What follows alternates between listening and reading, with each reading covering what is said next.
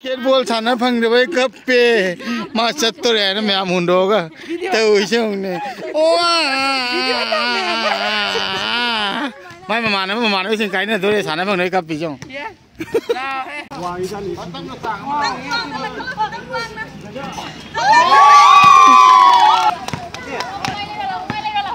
ya jo kan na sana ri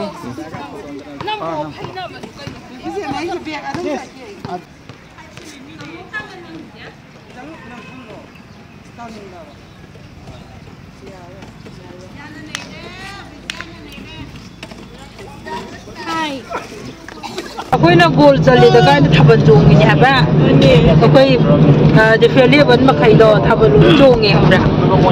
kaino tauba happy pe dum tauba ya ba ga tare akwai di thaban jong da su dum jong lai le da mai kha akwai ku cha ji pe san so wa thaban jong wa loi shure de fele ban makai do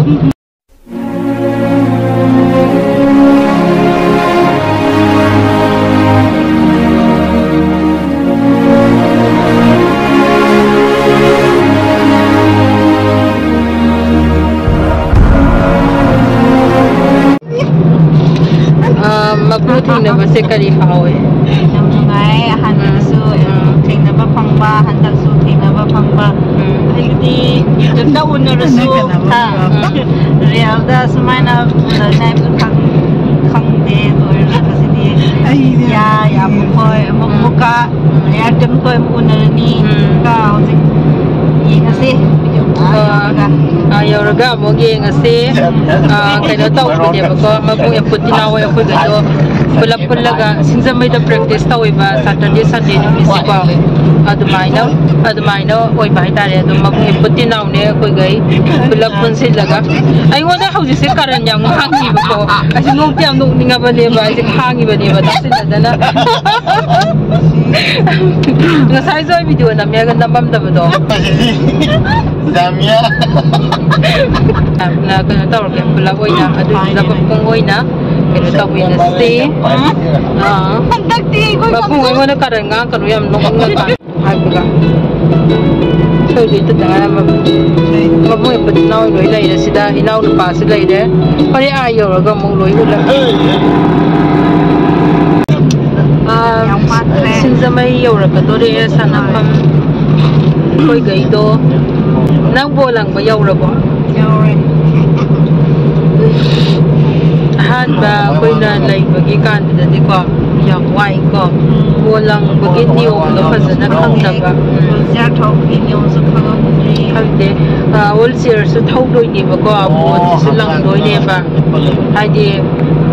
bolang da ba so na doi ni ol sir da su thau na ba ko na ga doi ni ba koi da amarom da di akoi dong ngam mali atai dum normally person jing di chela ga lang ba kap da wo do ne ba akoi dia ka ul jer dum thau na ko na do ne ba admai tau do ne ba mapung ha na mare ba di loi mu ra ni be ya koi de jer mya koi si thing na bi da ba ni siam lam na ba di na thi ba mai ma ke do chin na ba do admai la chin na ba da ge apung kha da thi na ngam da ba koi to koi na na lai min na ba kan da koi si ya hi ga me ham do koi na goal chali da kan thaban jong ni ha ba koi de fele ban ma khai do thaban jong nge hamra kaino taw ba happy pe dum taw ba ya ba ga tare koi di thaban jong da su dum jong lai le da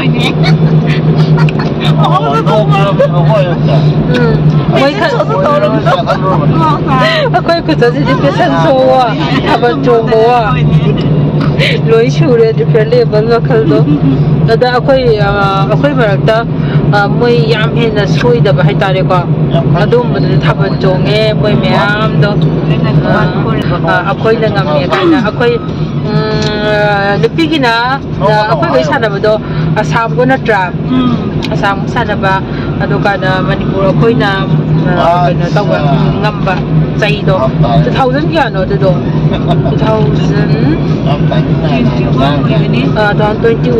ado mai ko do ne ba covid matong da ko ne admai oi de ba adu de ai su lai ko koi ke moi na ka ke moi na koi ga si lai ba ai si am yau ninge ai de sports ko ma jam pa mi ko adu duga ai ge ana lai ba de gi yau bu ya gi da ba ta Manungda kham mayam sida yaure wheelchair basketball ai ko adang udre na sana ba hore practice tawage abong mo di kum thagre sana ba hore khore ma pungoi na manak sangaga su yengsi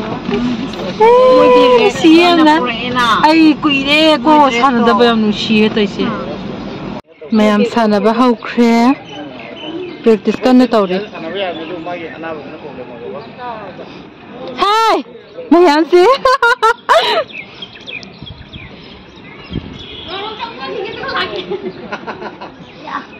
mabung aja sih ya mabung khusus jadi tu sila ya mana kung na yaw ta bani ba ko mabung ga khu gai pun lak pa mama mayam sida practice tawri singjamai how ground oi de ba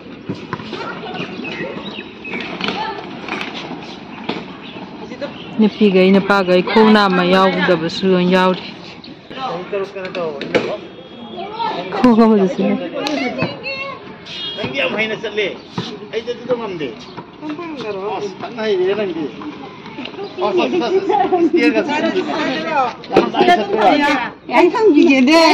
Sanggita ning kai ka wem kai wa saktak sin ning khangna si nam ni na thaulai bro you know film lai re sida yes noi sana ba ni ratana nungai bo che pinky dasna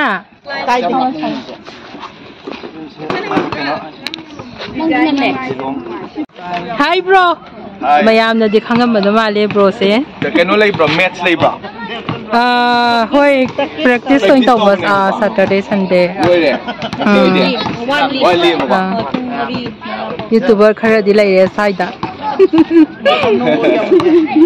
noi ba hai hai lom da taw ko daw ra ge am talle kai le ga ge ma bo le thok kai si ba che pinky humai hum lei du kai doi no hai lo taw ra da kai daw ri ge noi hai lo taw re na maning mang taw lei du ba hai sida ka sandam lei re sida de lei re sia nang na da kai daw ri ge ha le wa nga de lei photo dribbling to bro dribbling tawe Rakatore mamme som dei nong kanda tawrisi kama sana dore sana kana mukan video tawri ko sida YouTuber brom slere mayam ji khangam dei mane sakta dang khang mayam aise isagi anaba layeba ko ai haidi aige anaba si kamai tawbano kanda ngakang man sense fazana phalau na mangi deni ba adu kana sum haidi adum gyan ta dana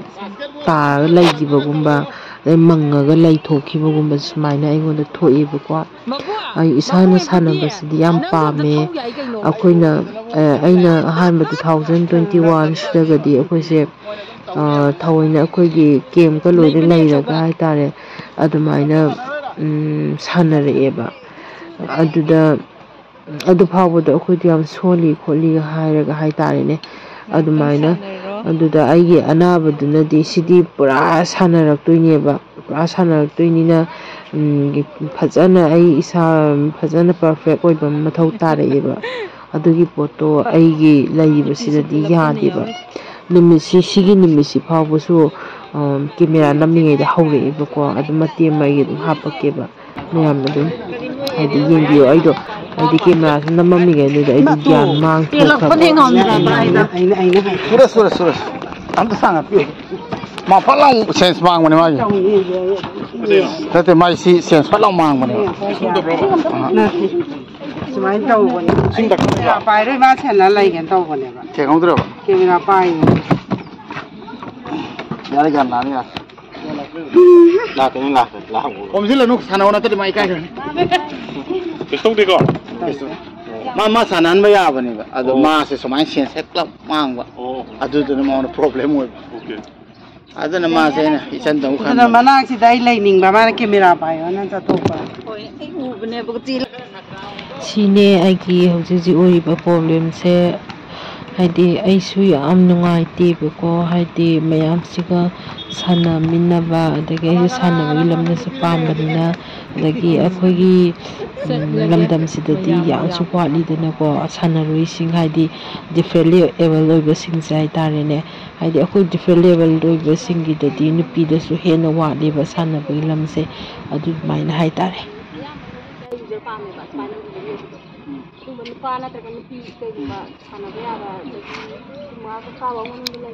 sana ningba khotpa yauraga so adum haide mayamna adugi oi powari ni mayamna sana ningba khotpa leiraga so aduda haibiro haide pun adum sana mina ba su practice dum tawri se adugi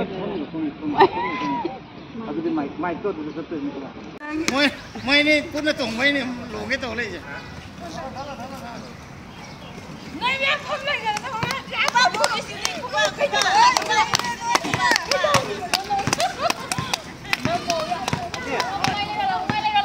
อย่าจบกันนะขนาดนี้Ajis, come here. Ajis. Mayam aduga akhoi sigizida akhoi gi sanaba gisida wheelchair basketball haidi akhoi sports kumba pamba different level haidi locomotor gumba moi haidi akhoi ichinau hai tare ne ko asisida yam pamjaba adum yauraga su adum comment ta adum tawbira asu dum yare haidi sida yaujage khotke habado adum saru yabiyuba haidi phajana akhoi sida tawdoine practice tawdoine ba loin tawdoine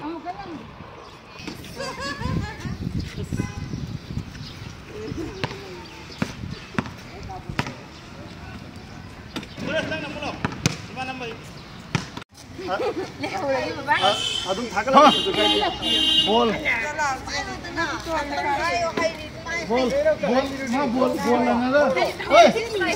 बोल लंगे माना बोलो लंगे ना लंगम दारे सब कोई घड़ी लंगे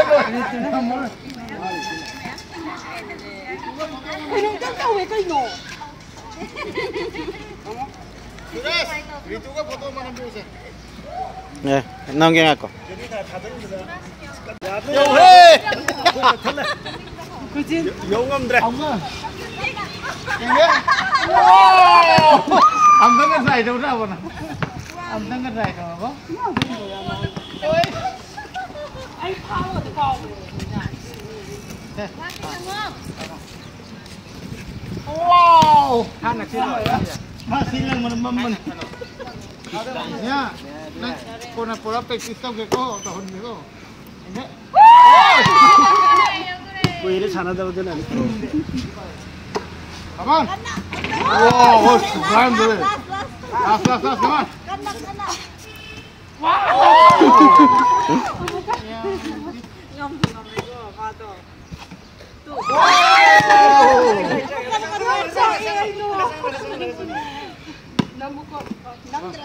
Come on. Xong bây giờ goal chứ. Nasi mama phao nó nungan phao nó chân nó không nó cái gì ai. Apa chung ngai đi. Mà goal chân đi.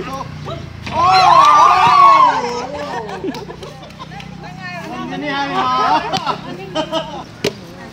1, 2, 3. Wah, ini nih. Batang ngetang.